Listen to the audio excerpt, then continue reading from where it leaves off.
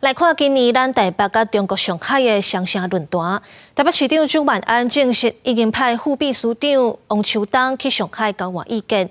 另外，海峡论坛6月16或者是18要举办。有风声讲，中国可能会伫当天宣布开放中国游客去金门马祖自由行。陆委会表示，若有意愿开放，应该要事先通知，双方先来协商。台北市和中国上海市轮流办的双城论坛，按算7、8月伫上海举行。市长蒋万安证实，副秘书长王秋冬已经带一队17去上海，针对城市交流的议题和对方交换意見，18就會回來。從2011年開始，郝市長到柯市長每一年都有舉辦，定位就是城市之間的交流。好，那我們就會秉持着對等、尊嚴、善意、互惠的原則來辦。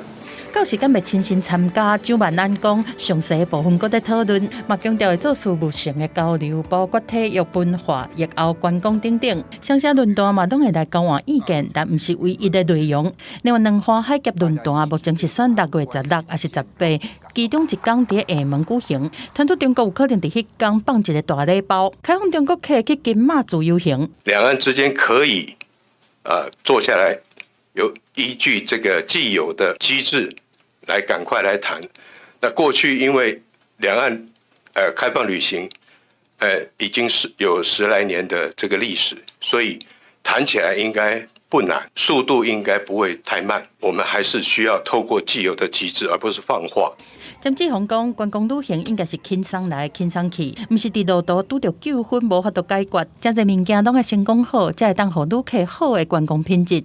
記者綜合報道。